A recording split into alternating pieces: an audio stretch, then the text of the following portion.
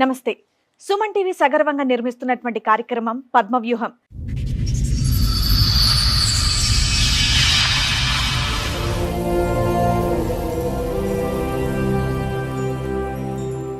మరి ఈ కార్యక్రమాన్ని సమర్పిస్తున్నారు 6JVR జమలాపురం వారి రత్నాంజలి.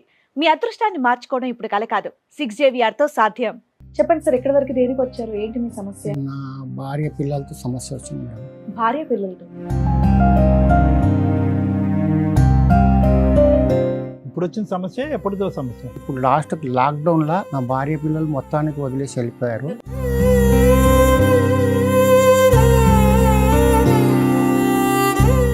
ఐదు నెలల పిల్లగాని ఇడ్సబెట్టి కూడా రెండు సార్లు పోయింది. అట్లా అయినా కానీ నేను సర్దుకున్నాను. వాళ్ళ దగ్గర 10 మంది నాతో ఎవరు మాట్లాడేటవారు, నాతో ఎవరు లేరు.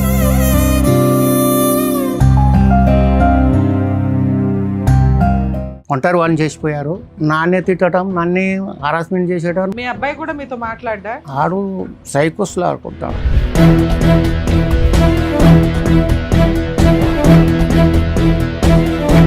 మళ్ళీ మీ దగ్గరకు వస్తున్నారా? మా దగ్గరికి వస్తున్నారు. ఇప్పుడు ఎవరన్నా ఉన్నారా ఇంట్లో అని చూసి కొట్టేస్తున్నారు. కారణం ఒక్క కారణం కూడా తెలియదు. మీరు ఇక్కడ కూర్చుని ఇప్పుడు కారణం తెలియదు అంటే కనుక మీ మొహం మేము, మా మొహం మీరు చూడటం, ఇంకేం ఉండదు ఇక్కడ. కానీ కారణం ఏం చెప్పడానికి చెప్పట్లేదు. మిమ్మల్ని ఏమైనా ఆస్తి రాసిమ్మని అడిగారా? ఆస్తులు వాళ్ళ పేరునే ఉన్నాయి మేడం.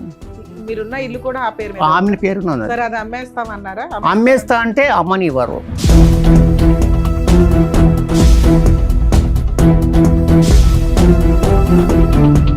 నాకు చాయ్ డబ్బులు కూడా లేవు. ఆ టైంలో నాకు చాయ్ డబ్బులు కూడా లేవు. అంత పరిస్థితి నాది.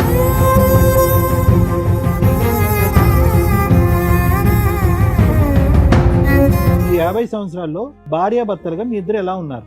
ఏమీ లేదు సార్, భార్యాభర్తలు అనేది ఏం లేదట.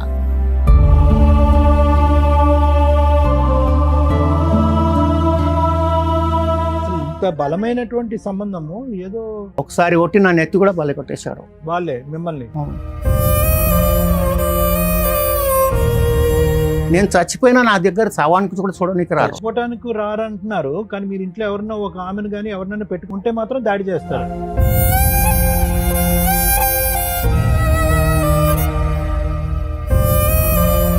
అసలు ఆ కొడుకు అంటాడు, వాడు నీకు పుట్టలేదు డైరెక్ట్ అంటాడు. మా తండ్రి వేరే ఉన్నాడు.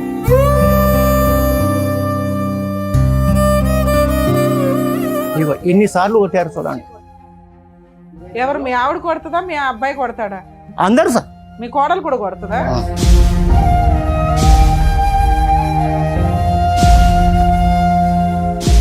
మీరేమైనా నోరు జారి మాట్లాడతారా ఏంటి? వాళ్ళని బూతులు తిడతారా? నోరు జారి మాట్లాడితే అక్కడే చంపేస్తారు నన్ను.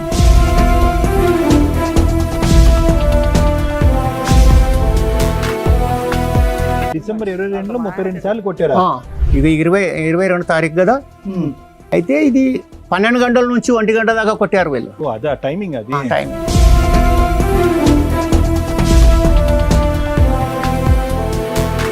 ఇంతమంది ఉన్నటువంటి మీకు ఇంత వయసులో ఒక్కరు కూడా అరే ఇది అన్యాయం రా అని చెప్పి మీ కొడుకు బుద్ధి చెప్పేవాళ్ళు ఒక్కరు కూడా లేరు? లేదు సార్, ఇప్పుడు లేదు కాబట్టి ఇంతవరకు వచ్చాను. నేను తెచ్చి నడిపి వాళ్ళకి పెళ్లిళ్ళు చేసి వాళ్ళకి బాధ్యతలు నేను ఒక్కొక్క సంవత్సరం సాది ఇప్పుడు నేను ఒంటరిగానే అయిపోయాను సార్.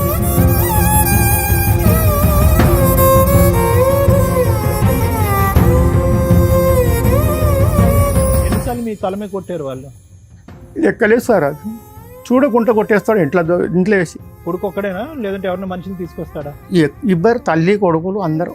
ఒక్కని నేనైపోతాం, 3-4 వాళ్ళు అయిపోతారు.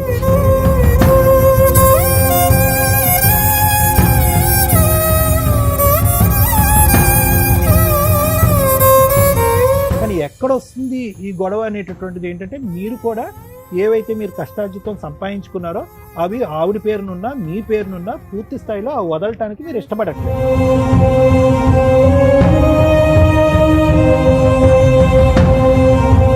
ఒక కొడుకు కొట్టే స్టేజీకి, ఒక కోడలు అసహించుకునే స్టేజీకి, ఒక భార్య బయటికి వెళ్ళిపోతాననే స్టేజీకి ఎందుకు వచ్చింది అంటే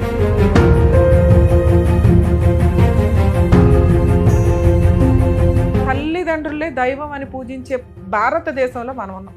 అలాంటి వాళ్ళని కొడుతూ తిడుతూ చంపేస్తూ ఏమి మృగాల్లాగా తయారవుతున్నారా బాబు? ఆస్తేనా మీకు? అసలు మనుషులే వద్దా?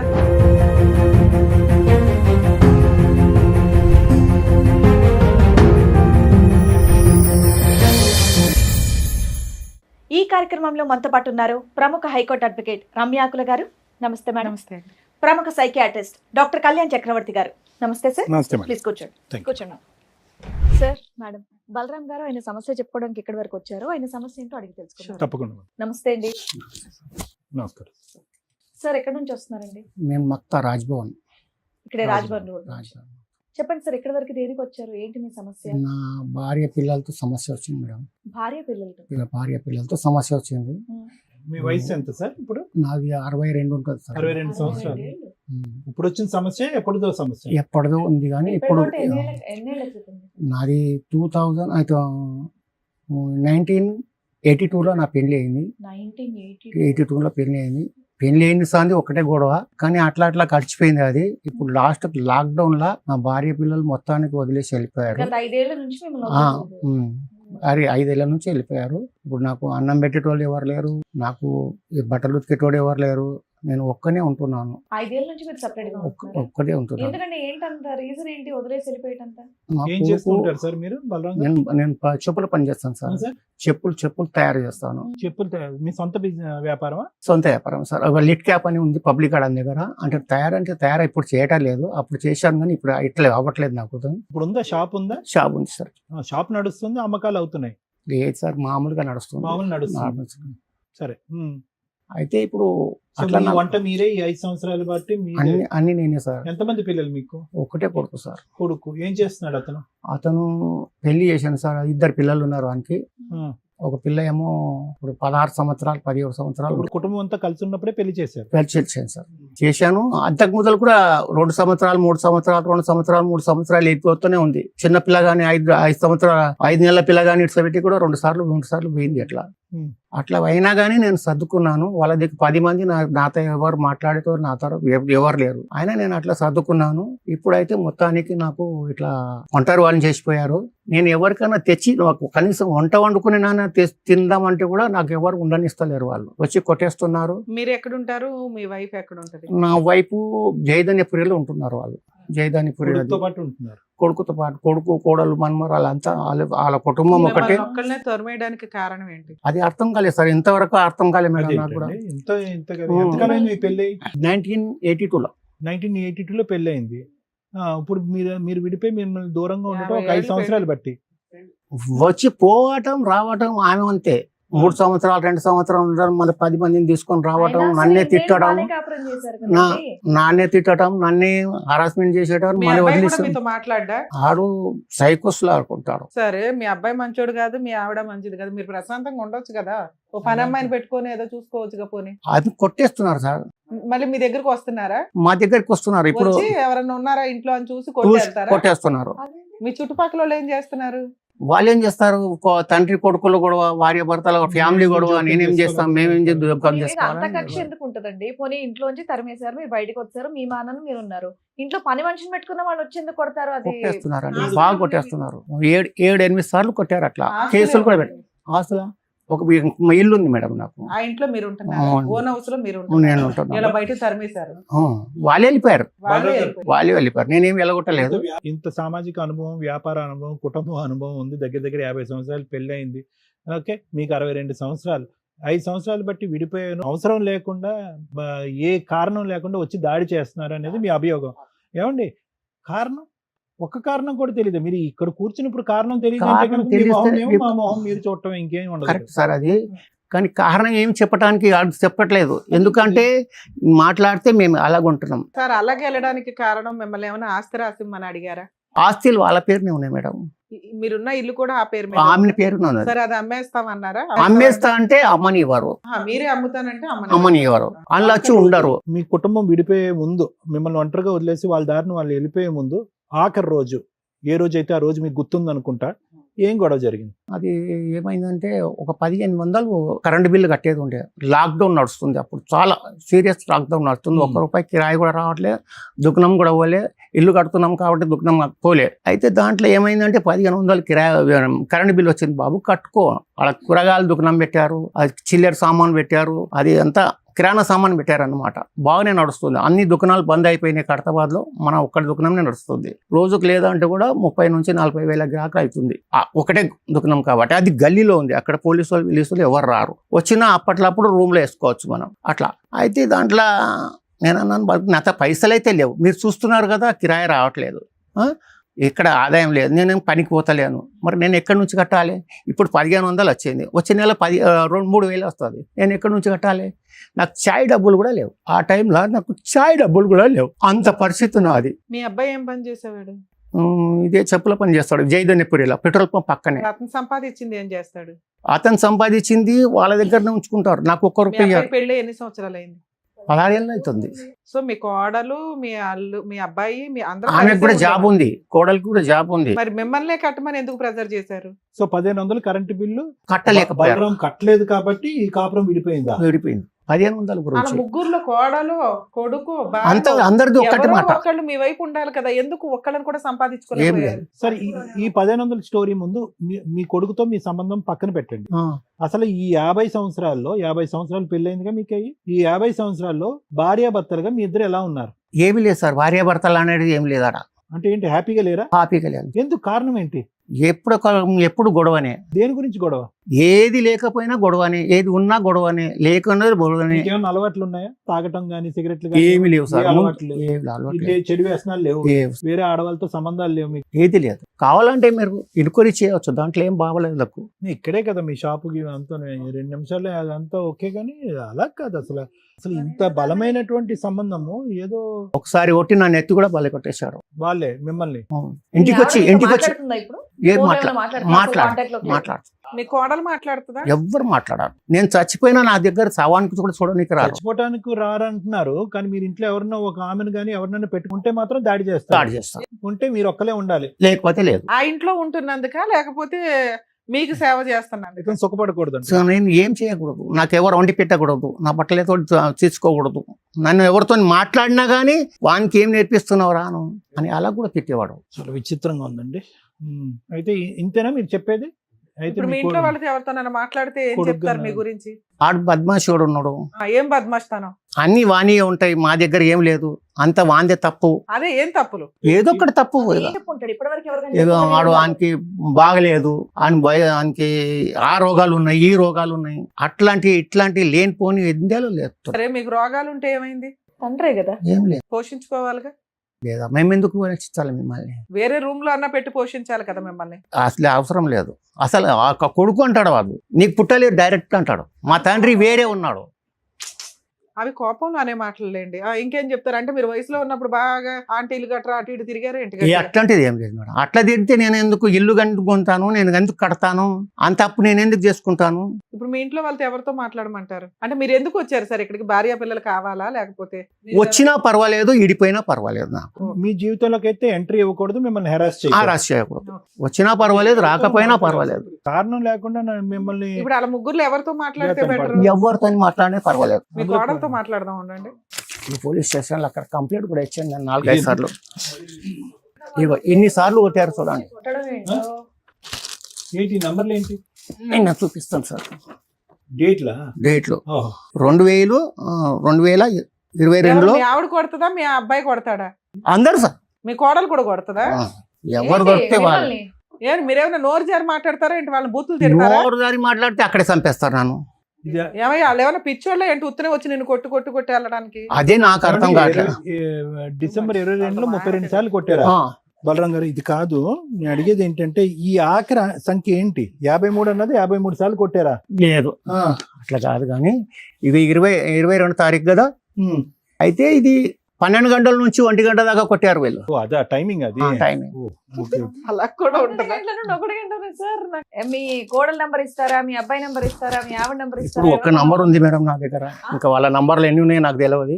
నేను అక్కడ పోతలేను, వాళ్ళు ఎక్కడ ఉన్నది కూడా నాకు తెలియదు. ఇప్పుడు మీ లాస్ట్ గా వచ్చి మిమ్మల్ని కొట్టి ఎంతకాలం అయింది? ఇప్పుడు ఆఖరి డేట్. ఒక 5 నెలలు ఉందా, 6 నెలలు అయిందా? సంవత్సరం అవుతుంది. సంవత్సరం నుంచి రావట్లా, ప్రశాంతంగా ఉండక ఎందుకయ్యా టీవీ షోకి వచ్చావు? మళ్ళీ ఎప్పుడు ఏం చేస్తారో తెలియదు మేడం. ఏం చెయ్యర్లే కానీ రెస్ట్ తీసుకో. ఇప్పుడు అనవసరంగా వాళ్ళకి కదుపుకోవడం ఎందుకు? కొట్టడం అంటే ఏంటి? తోస్తారా, చేత్తో కొడతారా? వదిలే. చేతితోని కొడతారు, రాయి తీసుకుని రాయితోని కొట్టేస్తారు, నెత్తి కూడా బల కొట్టారు. దీంట్లో ఉన్నాయి చూపెడతారు రిపోర్ట్ లో. నేను ఆమె గురించి కొట్టారు, నన్ను కూడా కొట్టారు. అన్ని తల మీదే హెట్రోమా. మీ కోడలన్న మీతో బాగా మాట్లాడుతుందండి? మనవాళ్ళు మనవరాళ్ళు మొగ్గడే మాట్లాడకపోతే ఆమె ఎట్లా మాట్లాడుతుంది? ఎందుకంటే ఇప్పుడు మొగన్ మాట పిల్లల వినాలి, లేకపోతే ఆమె వాళ్ళతోటి కలిసి ఉండాలి కాబట్టి ఆమె సరే, మాట ఇల్లు కాకుండా మాట్లాడుతుంది. ఇంకేం ఆస్తులు ఉన్నాయి మీకు? ఉన్నాయి సార్, రెండు ఇండ్లు ఉన్నాయి. ఎవరి దగ్గర ఉన్నాయి ఇప్పుడు అవి? ఇప్పుడు నా దగ్గర ఉన్నాయి అని నేనే మెయింటైన్ చేస్తున్నాను. ఇప్పుడు రెంట్లు ఎంత వస్తాయి? రెంట్లు వస్తుంది మేడం 20,000 దాకా వస్తుంది అవి సరిపోతున్నాయి మీకు సరుకులకి, ఇంట్లో టాబ్లెట్లకి వాటికి? మేడం. మరి మీ ఆవిడని ఎవరు పోషిస్తున్నారు? వాళ్ళ కొడుకు దగ్గర ఉంటుంది. ఆమె మోజుల దుకాణం పెడుతుంది, చెప్పుల దుకాణం పెడతారు. ఈమెమో మన ఎల్ఐసిలో పనిచేస్తుంది. కోడలు. కోడలు మీ ఆవిడ చెప్పుల దుకాణాలు పనిచేస్తుంది. సరే, మరి మీ ఆవిడకి ఎంతో కొంత మెయింటెనెన్స్ పంపించవచ్చు కదా, ఒక 5,000 3,000. బలరాం గారు, ఉన్నట్టు నుంచి వస్తుంది మేడం. ఇదంతా ఒక ప్రాపర్టీ గురించి తగదా అన్నట్టు ఉంది కదా. ఒక ఇల్లు ఏదో వాళ్ళ పేరుని ట్రాన్స్ఫర్ చేయండి, మీకు వచ్చినటువంటి ఇల్లు వాళ్ళకి రాసి ఇవ్వండి, లేదంటే అమ్మేయండి అని అంటున్నారు. ఆ ఇల్లు ఇవ్వడానికి మీరు ఇష్టపడకపోవడం వల్ల వాళ్ళు తిరగబడుతున్నారు అన్నట్టు ఉంది అందులో. అదేం తెలియదు సార్, అదేం ఇల్లు లేదు. గురించి లేదు. ఆస్తి గురించే కదా. ఆస్తి అమ్మనివ్వరు. ఆస్తి నా పేరు నుండి నాది. అమ్మ కాదు, కానీ అమ్మ కాదు. వాళ్ళ పేరు మీద కావాలంట. వాళ్ళ పేరు మీదనే ఉన్నాయి ఇప్పుడు రెండు. ఆల్రెడీ 2 ఉన్నాయి. బుడబడ్డ ఫ్లాట్ కూడా ఆమె పేరు మీదనే ఉంది. స్టార్టింగ్లో కొన్నాం, ఇది తర్వాత మక్తాలో కొన్నాను, ఆమె పేరునే ఉంది. ఉంటే మా పేరునే చేస్తే ఉంటాము, లేకపోతే లేదు. అలా రాయించుకున్నారు. అది కొనేటప్పుడు కూడా వాళ్ళు రాలే, వేరే వాళ్ళతో కొనిపించుకొని నేను ఆల్రెడీ రాసి వచ్చేసాను. ఈయన కొడుకు.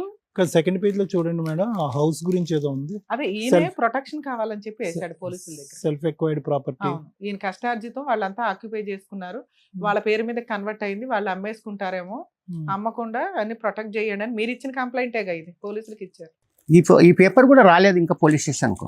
ఎన్నో సార్లు పోయినాను కానీ ఈ పేపర్ కూడా పర్లేదు, రాలేదు. మీరు ఒక మంచి కంప్లైంట్ ఇచ్చారు, దాని పవర్ ఏంటో చెప్తాను నేను. నేను చూసి దాంట్లో సరే, ఇక్కడ మీకు ఏం కావాలని వచ్చారు? వాళ్ళు రాకుండా వాళ్ళు కావాలి, మీ దగ్గర రాదు. రాకుండా కావాలి అంతే. నేనేం చేసినా నా జాగాలో నేను నేను ఉంటాను. ఇంకా వాళ్ళతో నన్ను కలిపి పంపించండి, వాళ్ళతో మాట్లాడి పంపించండి అని అడుగుతారేమో అనుకున్నాను. వచ్చినా పర్వాలేదు, ఒక్క ఆమె వస్తే నాకేం బాధ లేదు. వాళ్ళు 4 కలిసి వచ్చారంటే వద్దు, వస్తే మీ ఆవిడ వస్తే చాలు. చాలు. మీకు ఇప్పుడు ఆ ప్రేమ అభిమానం అదంతా కొడుకు వచ్చి రేపొద్దున మీకు తలకొరుగు పెడతాడనే నమ్మకం ఏం లేదుగా? బతికి ఉండగానే గండి పెట్టలేదు, ఇక్కడ అలగోరియం పెడతారు సార్. మేడం అంటే ఎంత అంటే ఈ మధ్యకాలంలో మనం వింటున్నటువంటి ఈ ఎల్డర్లీ అబ్యూస్, ఈ పెద్దల మీద జరిగేటటువంటి దాడులు, ఇప్పుడు అతను ఏదో ఫస్ట్ స్టార్టింగ్ మనం వింటూ ఉంటే కనుక ఆ అంకులు, ఆ సంఖ్యలు, ఆ టైంలు అవన్నీ చూస్తే కనుక ఇతనికి ఏమన్నా మతి భ్రమించిందా, లేదంటే ఏమన్నా డిమెన్షియాలో ఉన్నాడా అని అనిపించింది. కానీ అతను చెప్పేటటువంటి మాటలు సాక్ష్యాధారాలతో పాటు ఈరోజు మనకు ప్రజెంట్ చేసేటప్పటికి ఏ స్థాయిలో ఒక అబ్యూస్కి ఇతను లోనే గురయ్యాడు. ఇప్పుడు ఓకే, మనం అనుకోవచ్చు మేడం, ఏమైనా అనుకోవచ్చు అంటే బహుశా ఇక్కడ ఏమైనా సీక్రెట్ దాగి ఉందేమో, ఇతను ఏదన్నా ఒక విధంగా ప్రవర్తించడం వల్ల మొత్తం కుటుంబ సమేతంగా అందరూ వ్యతిరేకత చూపెట్టారేమో అనుకుంది. కానీ ఏ విధంగా చూసినా కూడా ఒక మనిషిని చూసి మనం ఎంతో కొంత అసెస్ చేయగలం. ఏ విధంగా చూసినా కూడా అతను కాయ కష్టం మీద అతను ఆధారపడ్డాడు, ఎవరి మీద ఇప్పుడుకొచ్చి ఆధారపడలేదు. పిల్లల్ని పెంచాడు, పెద్ద చేశాడు, ఉన్న ఒక కొడుకుని ఒక స్థాయికి తీసుకొచ్చాడు. 50 సంవత్సరాల పాటు ఒక భార్యను జాగ్రత్తగా కాపాడుకుంటూ ఒక సంసార జీవితాన్ని కాపాడుకున్నాడు. ఇప్పుడు ఈ రోజు అతనికి వచ్చేటటువంటి ప్రతిఫలం ఇదా అనిపించి అది ఎంత బాధగా ఉందంటే, అంటే ఇక్కడ ఒకటి బలరాం గారు, ఇంత కష్టపడేటటువంటి మీకంటూ ఒక కుటుంబం ఉంటుంది కదా, వీళ్ళ సంగతి పక్కన పెట్టేసేయండి. కుటుంబం అంటే కనుక మీకంటూ అన్నదమ్ములు కానీ ఎవరో ఒకరు ఉంటారు. ఇందాక నుంచి నేను అదే అడుగుదాం అనుకుంటాను. స్నేహితులు ఉంటారు, అందరూ ఉంటారు. ఎవరు కూడా వీళ్ళకి గడ్డి పెట్టేదానికి సరిపోరా?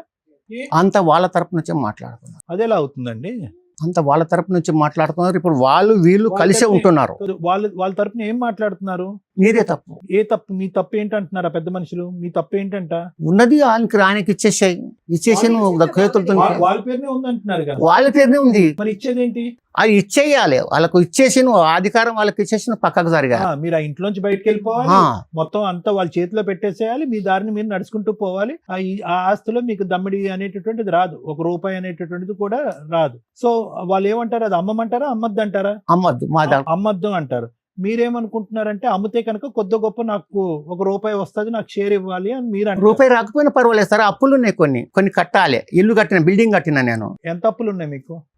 20 నుంచి 30 దాకా 30 లక్షల దాకా ఉంటే కొన్ని అప్పులు తెరిపేసిన ఇల్లు మీదనే. కొత్తగా కట్టిన బిల్డింగ్ ఎవరి పేరు మీద ఉంది అది? ఆమె పేరునే ఉంది. అది మా కూడా బాయ్. ఆమె పేరు మీద ఆమె ఉంది. పేరునే. మరి లోన్ ఎలా కడుతున్నారు? లోన్ తీసుకోలేదు, అప్పులు ఎలా తీరుస్తున్నారు? చేతుల మీదనే కడుతున్నాను. అక్కడ కిరాయిలు వస్తున్నాయి, అవి ఇవి కలిపి కడుతున్నాను. నా పానం బాగలేకుంటే దాంట్లోనే సర్దుకుంటున్నాను. ఉన్నప్పుడు దుఃఖం పోతున్నాను, లేనప్పుడు ఇంట్లో ఉంటున్నాను. ఇంతమంది ఉన్నటువంటి మీకు ఇంత వయసులో ఒక్కరు కూడా అరే ఇది అన్యాయం అని చెప్పి మీ కొడుకు బుద్ధి చెప్పే వాళ్ళు ఒక్కరు కూడా లేరు. లేదు సార్, ఇప్పుడు లేదు కాబట్టి ఇంతవరకు వచ్చాను. నేను తెచ్చి నడిపి వాళ్ళకి పెళ్లిళ్ళు చేసి వాళ్ళకి బాధ్యతలు నేను ఒక్కొక్క సంవత్సరం సాది ఇప్పుడు నేను ఒంటరివాణి అయిపోయాను సార్. ఇప్పుడు నిజంగా ఇది ఒక ఫైనాన్షియల్ రీజన్ అయితే కనుక దీనికి మించినటువంటి దురదృష్టకరమైన పరిస్థితి ఇంకోటి లేదు మేడం. అయితే బలరాం గారు ఈ రోజు ఇక్కడికి రావటం వల్ల వచ్చినటువంటి లాభం ఏదన్నా ఉంది అంటే కనుక అది ఒకటి. బలరాం గారు అంటే మీరు అన్ని పద్ధతుల్లో వెళ్ళారు, కానీ ఎన్నిసార్లు మీ తలమే కొట్టారు వాళ్ళు? ఎక్కలేదు సార్, అది చూడకుండా కొట్టేస్తాడు ఇంట్లో వేసి. కొడుకు ఒక్కడేనా లేదంటే ఎవరైనా మనిషిని తీసుకొస్తాడా? ఇద్దరు తల్లి కొడుకులు అందరూ. ఒక్కని నేనైపోతాం, 3-4 వాళ్ళు అయిపోతారు.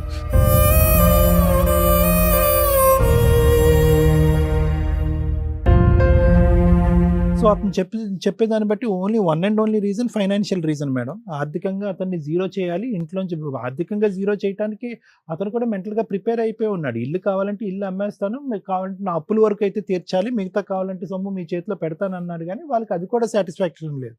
వాళ్ళకి కావాల్సింది ఏంటంటే ఈ బిల్డింగ్ మొత్తం 3 బిల్డింగ్లా 3 ఇల్లులా? ఇప్పుడు ఉన్న ఇల్లు, కొత్తగా కట్టిన బిల్డింగ్, ఇంకోటి ఉందిగా, ఇంకో ఇల్లు, 3 మీ భార్య పేరునే ఉన్నాయా? నా ఇల్లు అదే ఒక్కటి నా పేరు ఉంది. ఏది? ఎల్లమ్మ బండలో 2 ప్లాట్లు ఉన్నాయి మేడం. అది కొన్నాను నేనే.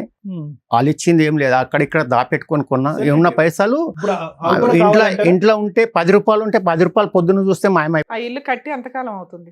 బిల్డింగ్ ఇప్పుడు కట్టి 7 సంవత్సరాలు అవుతుంది. 7 సంవత్సరాలు అవుతుంది. అద్దెకి ఇచ్చారా బిల్డింగ్? అద్దెకి ఇచ్చాను. అద్దె ఎవరికి వెళ్తుంది? నాకే వస్తుంది. ఇప్పుడు అవి చిరాలి కదా, నేను కొన్ని కడుతున్నాను. ఇప్పుడు మనలో అన్నమాట. ఇప్పుడు పాయింట్కి వచ్చారు మీరు. ఇది కేవలం మీ మీద పెంచుకున్నటువంటి ప్రత్యేకమైన వ్యతిరేకత, శత్రుత్వం ఏమీ కాదు, కానీ ఇది ఒక ఆర్థిక లావాదేవీ అంతే కదండి. బిల్డింగ్లు కానీ ఇల్లులు కానీ ఉన్నటువంటి ఆ 2 ప్లాట్లు కానీ ఉన్న పలంగా అన్ని కూడా వాళ్ళకి చెందాలి అని అంటారు. అప్పు సప్పు ఏదన్నా ఉంటే కనుక అది నీ కర్మ, నువ్వు తీర్చుకో అని అంటారు. అదే మీరేమంటారంటే కనుక అన్ని ఇవ్వట, నా మాట జాగ్రత్తగా ఆలకించండి, అన్ని ఇవ్వటానికి నేను సిద్ధపడుతున్నాను, కానీ 20 నుంచి 30 లక్షలు అప్పు తీరిస్తే చాలు, మిగతాది నా బ్రతికేది నేను బ్రతుకుతాను అని అంటారు. అంతేనా? అదేనా బ్యాలెన్స్? లేదంటే వాళ్ళు అది కూడా కట్టనంటారు మీరు? అది మరి మీకు ఆధారం? మీరు ఇంట్లోంచి బయటకు వెళ్ళిపోయారు, ఈ రోజు ఇల్లు వాళ్ళకి ఇచ్చేసారు. ఇప్పుడు ఇక్కడ ఉన్నటువంటి సోమాజిగూడలో ఇల్లు మీరు వాళ్ళకి ఇచ్చేసారు, రాజ్భవన్ రోడ్లో. అప్పుడు ఎక్కడ బతుకుతారు మీరు? దానికి రెడీయేనా మీరు? దానికి రెడీగా లేరు. సో ఇల్లు అయితే మీరు వదలటానికి రెడీగా లేరు. మరి అది చెప్పండి, అది చెప్పాలి కదా. ఇప్పుడు వాళ్ళ డిమాండ్ ఏంటంటే కనుక ఇంట్లోంచి మిమ్మల్ని బయటకి వెళ్ళిపోవాలి, అమ్మటానికి అయితే ఇష్టపడలేదు, ఆ ఇంట్లోంచి మీరు బయటకు వచ్చి వారి డిమాండ్ ఏదైతే ఉందో అది చాలా అన్యాయమైనటువంటి డిమాండ్ సార్, అది మేము కాదనట్లేదు. కానీ ఎక్కడ వస్తుంది ఈ గొడవ అనేటటువంటిది ఏంటంటే మీరు కూడా ఏవైతే మీరు కష్టార్జితం సంపాదించుకున్నారో అవి ఆవిడ పేరునున్నా మీ పేరునున్నా పూర్తి స్థాయిలో ఆ వదలటానికి మీరు ఇష్టపడట్లేదు, అంతే కదా. అది తినేద్దాం అన్నట్టుగా మీ కొడుకు రెడీగా ఉన్నాడు, మీ కొడుకు సై అంటే కనుక మీ భార్య కూడా సై అంటుంది. అంతే. అందరిది ఒక మాట, నాది ఒక్కొంది ఒక మాట. మీ అంటే నేను ఇలా అడగకూడదు, మీ అభద్రత ఏంటి బలరాం గారు? ఇవన్నీ వదిలేస్తే కనుక అసలు మిమ్మల్ని ఎవరు పట్టించుకునే కానీ ఎవరు ఉండరు, అంతే కదా. నా చేతిలో ఉండంగానే నాకు చూస్తలేరా, నన్ను వదిలిపెడితే మళ్ళీ నాకేముంటుంది? ఏముండదు. ఇక నేను రోడ్డు పాలైపోతాను. మీరు అనేది ఏంటంటే కనుక ఏది పంచివ్వాలన్నా కూడా అది మీ తదనంతరం అని మీరు అంటారు. తదనంతరం ఎలా ఇవ్వాలని అనుకుంటున్నారు మీరు? అంటే 3 భాగాల కింద, అంటే మీ భార్యకి ఒక భాగం, మీ కొడుకు ఒక భాగం కింద చేసి ఇస్తాను సార్, చేస్తే ఇస్తాను. ఇప్పుడు నాకు చూడటానికి ఎవరు లేరు, నేనేమి తీయాలి? నాకు చూడటానికి ఎవరు లేరు. ఇప్పుడు మొన్న యాక్సిడెంట్ అయింది, ఇంతకు ముందు యాక్సిడెంట్ అయితే కూడా నాకు చూడటానికి రాలేదు ఎవరు. అసలు ఎట్లున్నావు కానీ అడగలేదు. ఫోన్ చేసి అడిగితే వాడు చచ్చిన తర్వాత వస్తారని చెప్పి. మీరు కొత్తలో అంటే కొద్ది వయసులో ఉన్నటువంటి టైంలో మీకు కొద్ది కోపం ఎక్కువ, కొద్దిగా అన్నమాట మీద నిలబడాలి, ఉన్నమాట మీద నిలబడాలి అనేటటువంటి విధంగా మీరు కొద్దిగా కంట్రోల్ చేస్తూ ఆ విధంగా ఉండేవారా? ఉండేది. ఆ మాట తీరు అది ఉండేదా? ఉండేది సార్, అది ఉండేది. తాగేవాడిని కొంచెం, అది వదిలేసాను నేను మొత్తానికి. వదిలేసి ఎంతకాలం అయింది తాగుడు? అది 10-20 ఇప్పుడు 35 సంవత్సరాలు అవుతుంది. బంద్ చేసి 3 సంవత్సరాల దాకా నేను అసలు బతుకుతానో లేదో నాకు తెలియదు. కానీ వ్యక్తిత్వంలో మాత్రం గట్టిగా మాట్లాడటము, ఏదైనా మీరు అన్నటువంటి మాట నెగ్గాలి అనే ఉద్దేశం అది మీ భార్యకి నచ్చేది కాదు, అంతే కదా. భార్యకి ఇప్పుడు కొడుకు కూడా నచ్చేది కాదు. ఏదైనా మా నాన్న పట్టిన కుందేలకు 3 కాళ్ళు అన్నట్టుగా వివరిస్తాడు, అతని ఆలోచనలో చాలా ఈ పట్టుదల అనేటటువంటిది ఉంది, మాకు స్వేచ్ఛ అనేటటువంటిది లేదు అనే విధంగా వాళ్ళు, అంతే కదా. అంతే అంతే. సో ఇక్కడ ఏంటంటే మేడం, బేసికలీ ఏంటంటే ఇక్కడ వ్యక్తిత్వంతో ఉండే క్లాష్ మేడం. సో ఈ రోజు మనకు కనిపిస్తున్నటువంటి బలరాం గారు వ్యక్తిత్వం ఈ రోజు ఒంటరిగా చేయటం వల్ల అతను అలా బలహీనపడ్డాడు, కానీ మెంటలీ ఒక స్ట్రాంగ్ పర్సనాలిటీ. అతను వాదనను అతను ఎప్పుడైనా వినిపించాలనుకుంటాడు, అతని వాదన ప్రకారం నలుగురు నడుచుకోవాలని అనుకుంటా ఉంటాడు, క్రమశిక్షణలో అంత కుటుంబాన్ని పెట్టాలి అనుకుంటాడు.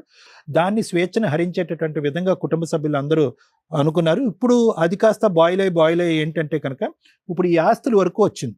అంటే ఏంటంటే ఇతను వాళ్ళ లెక్క ప్రకారం, నేను అనట్లేదు, వాళ్ళ లెక్క ప్రకారం ఏంటంటే ఇతనుకుండే మొండి వైఖరి, ఇతనుకుండే యాటిట్యూడ్, లేదంటే గర్వం అనుకోండి, పొగరు అనుకోండి, ఇలాంటివి ఏవైతే కనుక అతను యుక్త వయసులో చూపెట్టినటువంటి అంశాలు, తాగినప్పుడు కానీ తాగనప్పుడు కానీ చూపెట్టినటువంటి ఉన్నాయో అవి కాస్త పాక్కుంటూ పోయి ఇవన్నీ కూడా ఈ ఆస్తుపాస్తుల త్వరత చుట్టేసి రేపొద్దున వీళ్ళ మీద ఉండే కసి కోపంతో ఎక్కడో దారదత్తం చేస్తాడు, లేదంటే ఇంకో విధంగా ఏమైనా చేస్తాడు అనేటటువంటి అభద్రత భయం వాళ్ళకు ఉంది అనేటటువంటిది నా భావన మేడం. అందుగురించే కూడా వాళ్ళు సస్పిషియస్గా మారిపోయి ఏ విధంగా అయ్యారు అంటే కనుక ఈ ఇంట్లోకి వేరే వ్యక్తి ఎవరు వచ్చినా కూడా వాళ్ళతో ఇతను మంచిగా ఒక స్నేహపూరితంగా ఉంటే కనుక ఇతనికి ఉండేటటువంటి మెంటల్ స్టేట్లో వాళ్ళకి ఏమన్నా దారదత్తం చేస్తాడనేటటువంటి అభద్రత భయం కూడా వాళ్ళకు ఉంది. దానివల్ల ఏంటంటే ఇతను చూడకూడనటువంటి నరకం, చూడకూడనటువంటి హింస అన్నీ కూడా చూసేటటువంటి విధంగా వాళ్ళు అందరూ తయారయ్యారనేటటువంటిది నా అభిప్రాయం. But all said and done, Balaram గారు మీరు ఏడవలసినటువంటి అవసరం లేదు, కన్నీరు పెట్టుకోవాల్సినటువంటి అవసరం లేదు. ఇదంతా కూడా ప్రతిదీ కూడా మీ కష్టార్జితం, మీకేదో ఎవరో సంపాదించి ఇచ్చినటువంటిది కాదు. వాటి మీద నాకంటే లాయర్ మేడం బాగా చెప్తారు, దాని మీద మీకు ఎవ్రీ రైట్ ఉంటుంది. All that you need to do is మనోధైర్యాన్ని పెంపొందించుకోండి. నేను ఒంటరి అనేటటువంటిది ఫీల్ అవ్వకండి. మీ దగ్గర అన్ని ఎవిడెన్సెస్ ఆధారాలు ఉన్నాయి. ఆ ఎవిడెన్సెస్ ఆధారాలు అన్నీ తీసుకుని ఆ ప్రాపర్టీస్ని ప్రొటెక్ట్ చేసుకుని ప్రధానంగా మీ యొక్క ఆరోగ్యాన్ని, మీ యొక్క పరిస్థితిని కాపాడుకోండి. ఓకేనా? Thank you madam. బలరాం గారు ఏంటి మీ బాధ? మాట్లాడతాం. బలరాం గారి బాధ ఏంటి? సీనియర్ సిటిజన్ తల్లిదండ్రులు ఎంత నరకం పడుతున్నారో మీకు తెలియదు. సీనియర్ సిటిజన్స్ అయిపోయిన ఆఫ్టర్ 65లో ఉన్న భార్యాభర్తలు ఈ మధ్య కోర్టులకు వస్తున్నారని మీకు తెలుసా? ఫ్యామిలీ కోర్ట్స్కి వెళ్తే మీకు అర్థమవుతుంది. ఎందుకు సముద్రం అంతా ఈదేసి లైఫ్ మొత్తం చూసేసిన వ్యక్తులు అన్హ్యాపీగా ఉంటున్నారు. ఫస్ట్ సీనియర్ సిటిజన్ తల్లిదండ్రుల గురించి, వాళ్ళ ఆస్తుల గురించి మాట్లాడుకుందాం. నా రిక్వెస్ట్ అండి తల్లిదండ్రులకి, ఇక్కడ 2 టైప్స్. ఒకటి బలరాం గారి టైపు, ఇంకొకటి మొత్తం ఆస్తి తీసుకెళ్లి ముందే పిల్లల్ని నమ్మి రాసేయడం. అలా రాసేసిన తల్లిదండ్రులు లిటరల్లీ నరకం అనుభవిస్తున్నారు. ఆ కోడళ్ళ చేతిలోనో, కొడుకుల చేతిలోనో, కూతురుల చేతిలోనో ఏదో ఆస్తే వాళ్ళకి టార్గెట్. వన్స్ ఆస్తి ఇచ్చేసినాక మీరు ఎందుకు పనికిరాని ఒక ఎండుటాకుల కింద లెక్క. సో కాబట్టి మీ కష్టార్జితం కానీ, మీ యాన్సిస్టర్ ప్రాపర్టీ కానీ మీ దగ్గర ఉంటే 3 వంతులు రాసేయండి. 1 వంతు 1/4 షేర్ మీరు ఉంచుకోండి. అదెందుకు మేడం మొత్తం ఉంచుకుంటాం, మా కష్టార్జితం కదా, మా తదనంతరం ఇస్తామంటే. సెకండ్ పార్ట్ బలరాం గారు, నేనే కష్టపడ్డాను, నేనే సంపాదించాను కాబట్టి ఆ మహారాజ్య సామ్రాజ్యాన్ని నేనే పాలిస్తాను, నేను బతుకున్నంత కాలం అంటే, నువ్వు 100 ఏళ్ళు బతికేస్తే నీ పిల్లలు ఏం చేయాలా? నీ పిల్లలు ఏం చేయాలా? అంటే నీ బానిస సామ్రాజ్యం కింద అలాగే ఉండిపోవాలి అంటే ఉండడానికి రెడీగా ఉండరు. ఇగో ఇట్లా కొడుతున్నారు. కొడుతున్న కొడుకులు ఎంతమంది ఉన్నారంటే మేము కొన్ని ఎపిసోడ్లు టెలికాస్ట్ చేయక ఆపేసాం, ఎందుకంటే మళ్ళీ ఇంటికి వెళ్ళి నాకు అలా కొడతారేమో అని. ఇక్కడ బలరాం గారు ధైర్యంగా మాట్లాడుతున్నారు, కానీ ఎందుకంటే ఆయన దగ్గర ఫైనాన్షియల్ సపోర్ట్ ఉంది. బలరాం గారు లాంటి తండ్రుల్ని నేను రిక్వెస్ట్ చేసేది ఏంటంటే, దయచేసి మీకు ఎంత కావాలో అంత ప్రాపర్టీ, అంత షేరు ఉంచుకొని, మీరు మీకు పుట్టిన పిల్లలు వాళ్ళు మీకే పుట్టారుగా, మీకు తెలుసుగా, పిల్లలు పుట్టకపోతే ఆస్తులు ఎక్కడికి వెళ్తాయి, అన్ని గవర్నమెంట్ తీసుకోవాలి, లేదా ఏదో ట్రస్టులు తీసుకోవాలి. పిల్లలు కావాలని కనింది, వాళ్ళ పెళ్ళిళ్ళు చేసేది అందుకేగా. బలరాం గారు కూడా చేసింది అంతే. కోడలు ఎందుకు వచ్చింది? మీ బ్యాక్గ్రౌండ్ చూసి వచ్చింది. కనీసం కొంత ప్రాపర్టీ వాళ్ళకి ఇచ్చేసి పొజిషన్, బాధ్యతలు వాళ్ళకి ఇచ్చేయాలి. వాళ్ళు ఎప్పుడు నేర్చుకుంటారు? ఇంకా మీరు ఎక్కల కిందే ఉంటే మీరు ఉంచుకోవాలి. ఇందాక నేనేం చెప్పాను, 30 to 40%, 1/4 షేరు ఉంచుకొని, ఏది ఎక్కువ ఆస్తులు ఉంటే. ఒక్కటే ఆస్తి ఉంది మేడం, అది మీరే ఉంచుకోండి, ఇవ్వద్దు. ఎందుకంటే మీ జీవితకాలంలో మీరు కష్టపడిందే ఒక ఆస్తి అయితే నెక్స్ట్ ఎవరు సంపాదించుకోవాలి? మీ పిల్లలు సంపాదించుకోవాలి కష్టపడి. ఇది మిగిలితే వాళ్ళకి వెళ్తుంది తప్ప వాళ్ళు ఇదే కావాలని కూర్చుంటే మరి వాళ్ళు బతికేది ఎందుకు?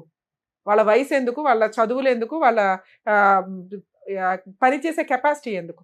తల్లిదండ్రులు కష్టపడి ఒక్కటే సంపాదిస్తే వాళ్ళ జీవితకాలం వాళ్ళని దాంట్లో ఉండనివ్వండి.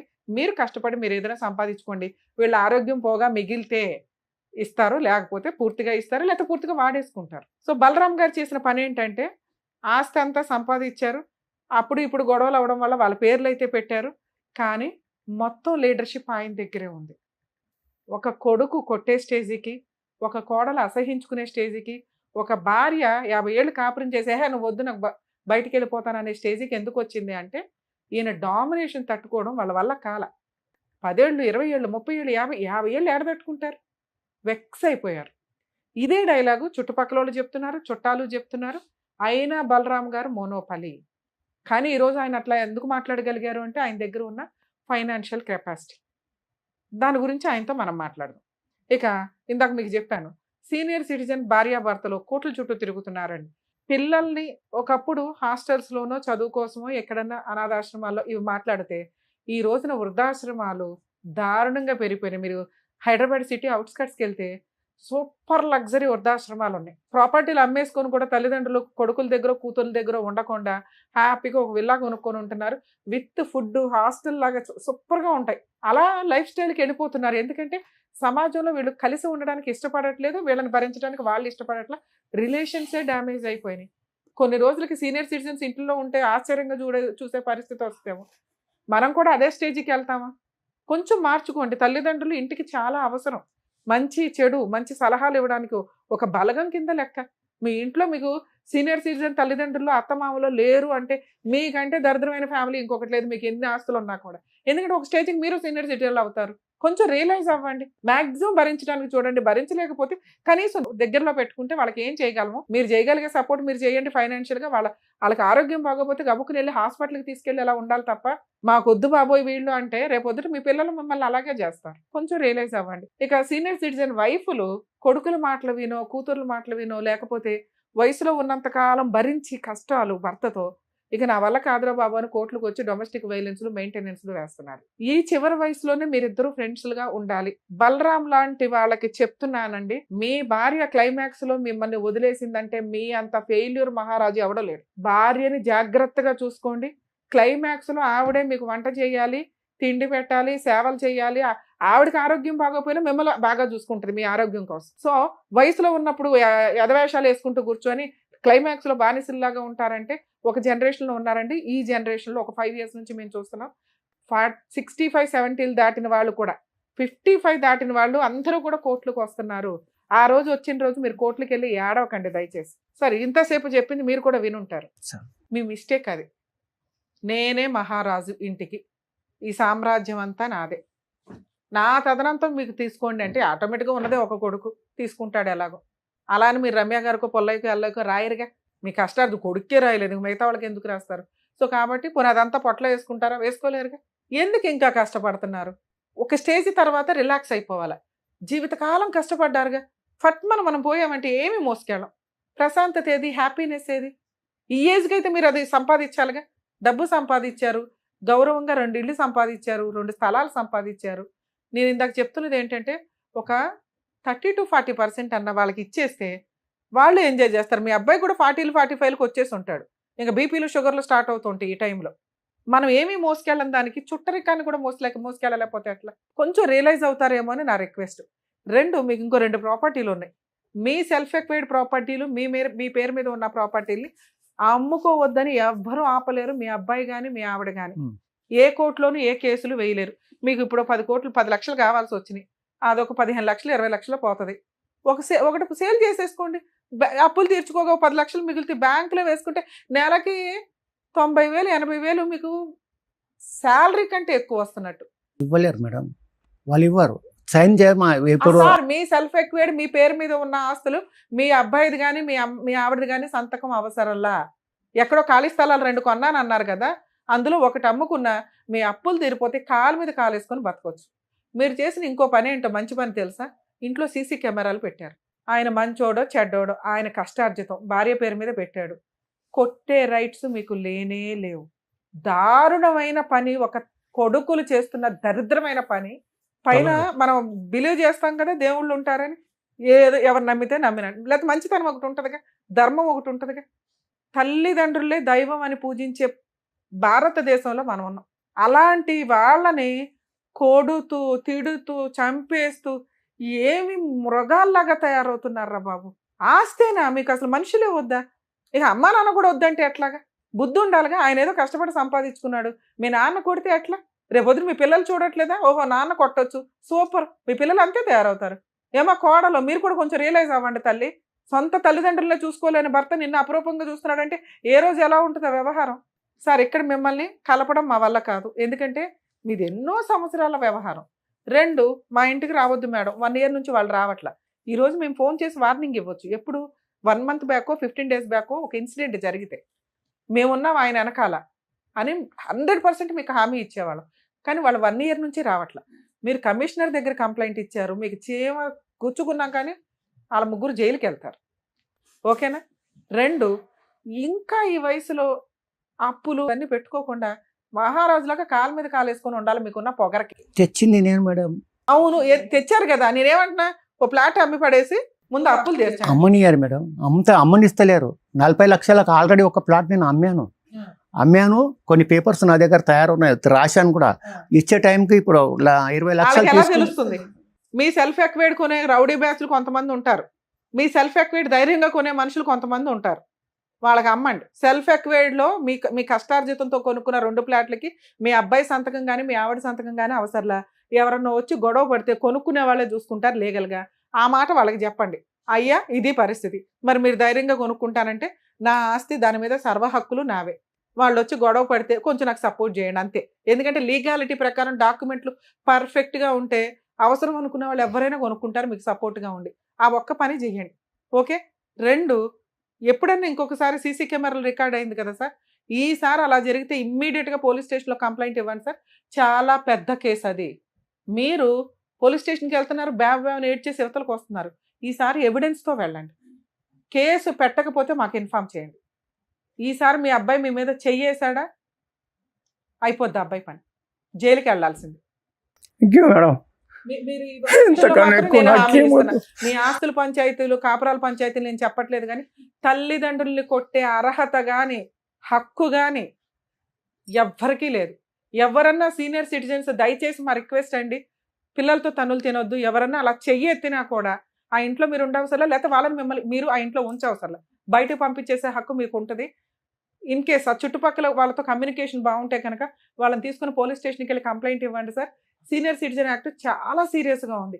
కర్మ ఏంటంటే అస్సలు వాడని చట్టం ఏదన్నా ఉంటే అదే. ఎందుకంటే వీళ్ళకి ఒక ప్రేమ, అయ్యో నా పిల్లోడే కదా, కోపంలో వెళ్ళి కంప్లైంట్ ఇస్తారు కానీ కేసే పెట్టరు. ఎందుకంటే మా అబ్బాయే, మా అమ్మాయే, మా పిల్లలే, ఎందుకు పాప వాళ్ళు ఎందుకంటే కోట్ల చుట్టూ తిరగడం. పెట్టండి, కొంతమంది అన్న పెడితే మిగతా వాళ్ళకి బుద్ధి వచ్చి ఇలా బలరాం లాంటి వాళ్ళు సేవ్ అవుతారు. సార్, మీ వెనకాల మేము ఉన్నాం అనుకోండి, ఈసారి మీ దగ్గర ఉన్న సీసీ కెమెరాలు కానీ ఇవి కానీ 100% వర్కౌట్ అవుతాయి. మీ మీద ఏగా కూడా వాళ్ళదు. ఇక ప్రాపర్టీ పంచాయతీలు అంటారా, నేను ఎంతసేపు విని కొంచెం రియలైజ్ అయితే బెటర్. మీరు ఏదో ఒకటి అమ్ముకొని వదిలేయండి సార్, రిలాక్స్. అయినా ఈ రోజున ఎవరో పని అమ్మాయి వచ్చి కూడా మనకు చేయవసలు, అన్ని స్విగ్గీలో దొరికేస్తున్నాయి. ఇప్పుడైనా లైఫ్ ఎంజాయ్ చేయండి. ఏ టూర్లో, ఏ షికార్లో, ఏ పుణ్యక్షేత్రాలు, మీకు నచ్చిన ప్లేస్కి ఒక 20,000 తీయండి, బయటకు వెళ్ళండి, ఫ్లైట్ ఎక్కండి. లైఫ్ ఎంజాయ్ చేయకపోతే అట్లా సార్? ఈ రోజు డబ్బు ఇంకా కొన్ని అప్పులు ఉన్నాయి మేడం. మాట్లాడుతుంది. ఇప్పుడు 20 లక్షల దాకా అప్పులు ఉన్నాయి. అవి మిత్తిలు కడుతున్నాను కొన్ని. అంతా నిదానంగా ఇంకా అవి చూసుకోండి అయితే. ఓకే సార్, తీసుకుంటాం. సరేనా?